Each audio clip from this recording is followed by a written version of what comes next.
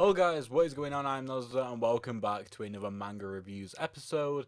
If you want to see the times for the two chapters that are going to be in this video today, then they're on the screen right now. You can also click on the timestamp in the description in order to go to the specific chapter you want to see the review of.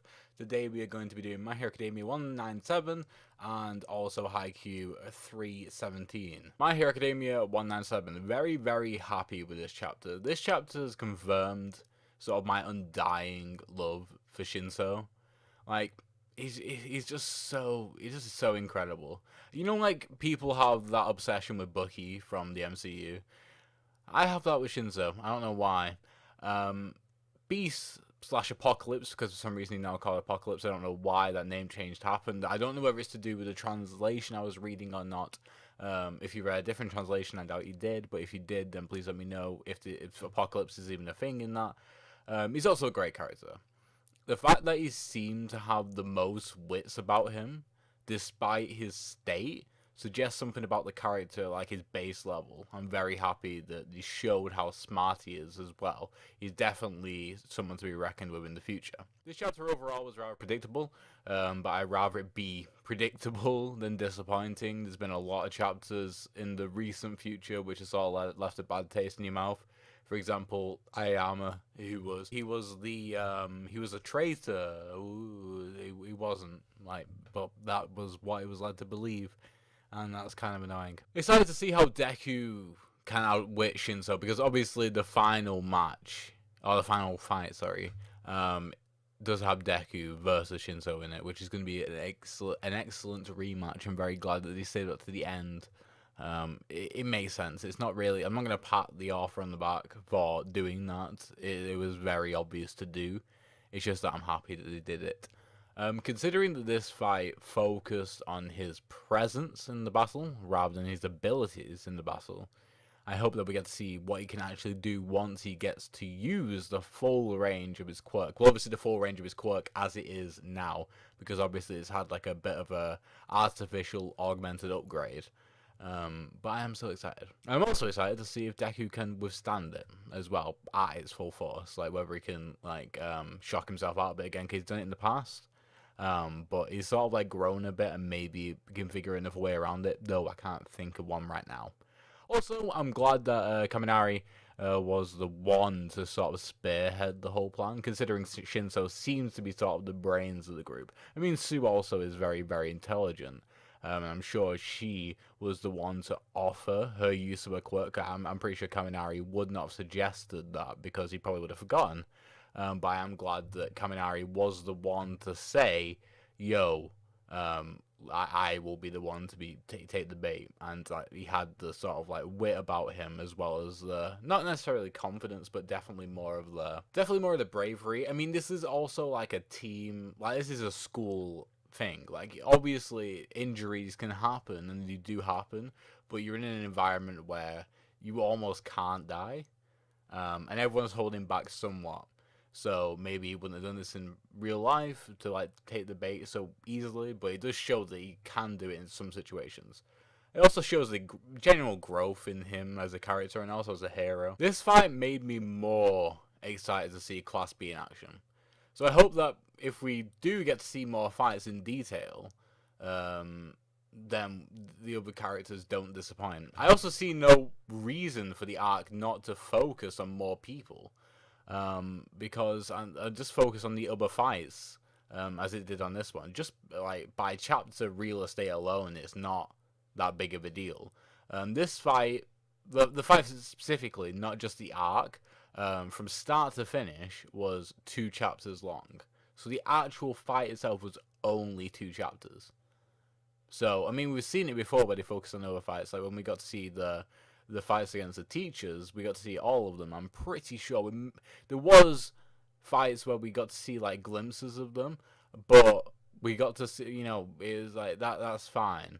I wouldn't mind that even in this one, but because we sort of set a precedent. One of the more important fights, because it has got Shinso, who is the focus character of this entire arc, in it, and it was only 2 chapters. So like sets sort of like a precedent like this This is either going to go super quickly, or we're going to get 2 chapters each for each fight. And that is only, how many fights? I think there's only 5 fights. There might be 6. Let's say there's 5. That's only 10 chapters. Obviously, there's going to be chapters in between, people getting ready, having conversations, stuff like that. That's necessary, that's needed, and I want that. It's just that the actual fights are going to be, I don't think they're going to be longer than 2 chapters, apart from maybe the final one, which might be 3 or 4. It's not going to be much longer than that.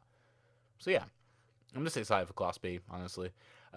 Overall, my final thoughts, I'm excited for this arc, I'm excited for Shinso, and I'm excited for Class B. Very excited for Class B. I like just seeing new, fresh quirks and seeing how they can be used. The sort of the scale guy today in this chapter wasn't great. I'm not too happy about him or his character. Like, he just seemed like a very nothing character. But we'll see. Anyway, moving on to Haikyuu. So, Haikyuu 3:17. Very, very reminiscent of chapter 290 with how impactful the last point was. And it was only the second set as well. It wasn't even the final set. When I say reminiscent, it's just that the way I remember it, I will always remember Tsukishima diving for the ball. And I will always remember that, not because it looked cool, even though it did, but because of what it meant for the character's growth. Now, that is the character's growth as a person. This final point, was very impactful for Hinata as a player. To use Hinata's receive, something which he's been improving on for over 100 chapters now, for over 100 chapters, to win the set for Karasuno using a receive is so fitting in its timing and its place. By place, I mean in a match against Nekoma, who were known for their insane receives, they're known for like the unbreakable defense, and to use a receive against them is just poetry. It's beautiful. The last couple of points overall were really solid, to be honest. Just glad that they finished it off strong rather than just like having, I don't know. Like we always look back to Shiratorizawa as being a bit weird. Like the final point wasn't, it didn't mean much, to be honest. Moving on to the new guy from last chapter, Toshiro. He was a bit disappointing to me. Honestly, I rarely look at the subreddits because I like to have my own opinion, and then I'll look at the subreddits. Sometimes, if I'm lacking in opinions for a chapter, I do have a look at the subreddit just to see what's going on. And at the end of my review, after I'd done the review, I looked at the subreddit last week just to see if I could have said anything more. And I looked at the predictions subreddit, forum post. There we go, post. I couldn't think of the right word then.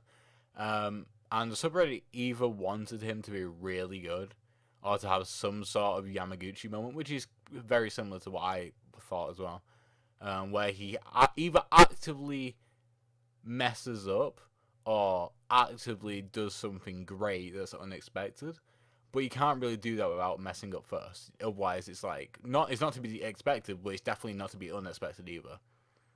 Rather than I'd rather him do that than just passively having no impact, and as a consequence being subbed back off straight away.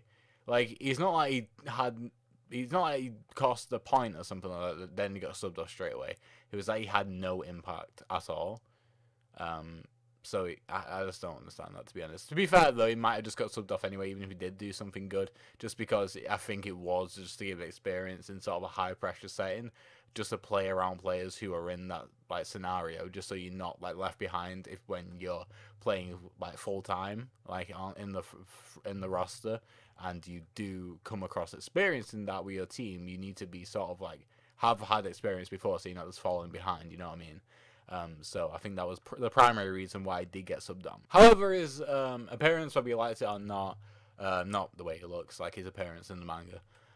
This is obviously for a reason why it happened. It's like it wasn't just drawn on the page like, oh, I don't know what I'm gonna do with this. Let's just fling it in just for like, just to surprise people, just to give something new. If that's the case, I'm gonna be very disappointed. But I'm almost certain it isn't.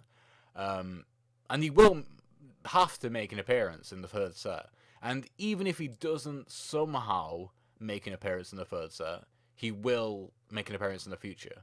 Maybe they'll play Nekoma again, because I'm convinced, like, after this tournament, there's going to be a time skip to Team Japan, or a time skip to third year, with Hinata and Karasuno. and Karasuno. Hinata and Kageyama. Sometimes I call him Karasuno for some reason. Probably because they both have K at the start of the name. But I do feel like it's going to be a time skip after the first year.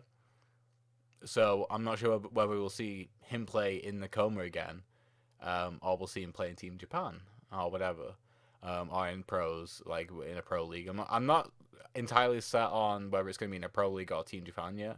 It's just I only think it's going to be Team Japan because we've had Kageyama go to Team Japan tryouts and stuff like that. So we'll see. Overall, it was a great chapter, even though I had a few gripes. One of the best I've read in a while, honestly. And I'm excited for the next set. That is what I'm going to leave it on. Very, very excited for the next set. Just quickly, I haven't played this in the timestamp of the title or anything like that. But I have been catching up to Promised Neverland. Hopefully by next week. I don't want to give any promises. Funny. No, it's not. I should be caught up and I should be doing weekly chapter reviews. I was going to sort of like do a chapter 6 to chapter 63 review, but I thought that's too many chapters to give it justice, honestly.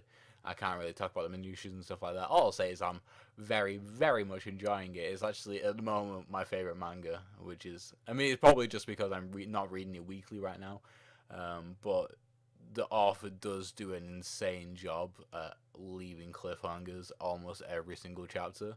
Like, I would say on average, it's like 1.4 chapters there's a cliffhanger. So, I'm very happy with Promised Neverland right now, and unless something happens to my eyes or whatever, my computer, I can read it on phone. I have been reading it on phone.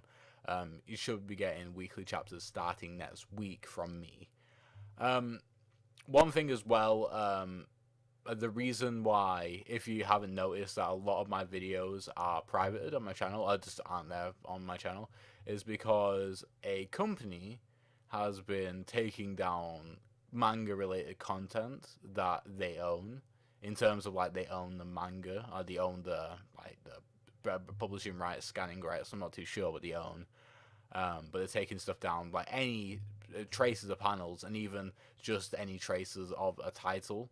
Like it doesn't even have to have panels on it. So I'm taking a risk uploading this video. To be honest, I was gonna make a channel update about it, but I thought no, I don't really want to. So I'm taking a risk uploading this video, but that's why there's been no panels in these videos, and there won't be for some time. I'm going to give it at least a few months just to see what happens. My Hawks video, I did a character study on Hawks. I was very, very proud of it. It got taken down. And my Mr. Compressed video didn't get taken down, but I was so scared it was going to get taken down. I just like took it down. I privated it.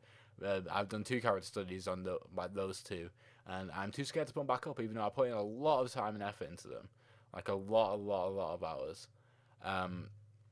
So we'll see on the future of those. I will probably, before I start uploading videos for panels, I will unprivate them at some point. Hopefully my Hawks video will get like unbanned again. Because what happened was, it got banned. I appealed, it got unbanned, so it got manually banned, then manually unbanned, and then a few days later it got manually banned again. So I don't know what's going on. I'll wait for the unban.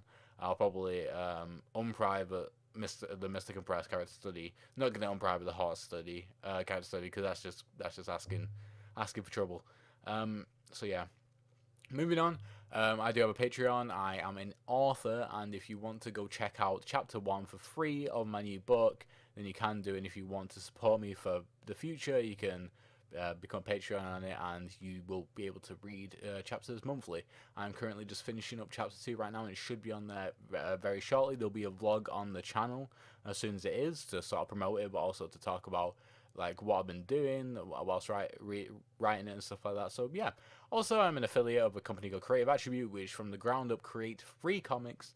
And the way you can support me by going over there is by, if you enjoy it and whatever, and you decide to subscribe to get added benefits, you can use my code at checkout, which gives you 20% off. And that will help me, because I take commissions from it. But other than that, I'm pretty sure that's it for now, guys. So thank you guys for watching. Hope you enjoyed, and I shall see you next one. Goodbye.